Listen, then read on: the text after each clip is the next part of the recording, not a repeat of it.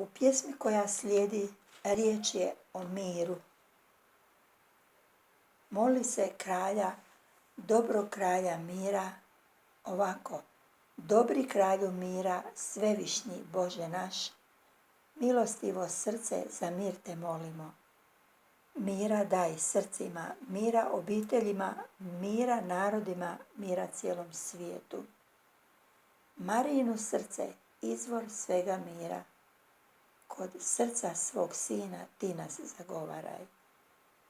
I opet mira daj srcima, mira obiteljima, mira narodima, mira cijelom svijetu. Kao što sveti Pavao u drugoj poslanici Korinčanima kaže u 13. poglavlju, da kad bih ljudske i anđeoske jezike govorio, a ljubavi ne bih imao, bio bih mijed što ječi ili cimbal što zveči.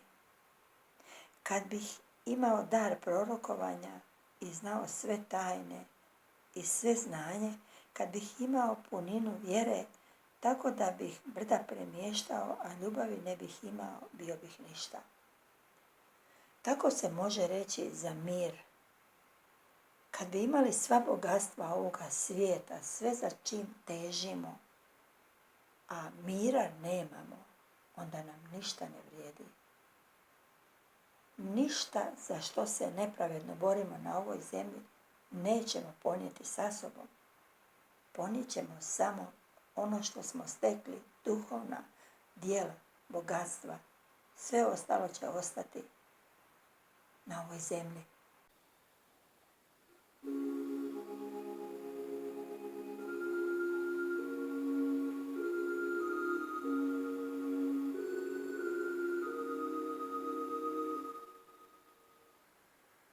Dobri kralju mira, svevišnji Bože naš, milostivo srce za mir te molimo.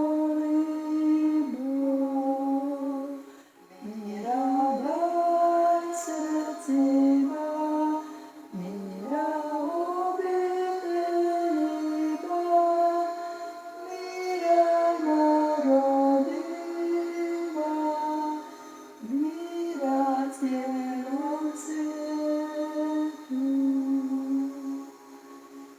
Mira daj srcima, mira obiteljima, mira narodima,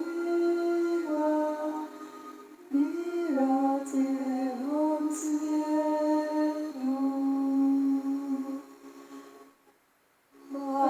Marijino srce, izvor svega mira, ko se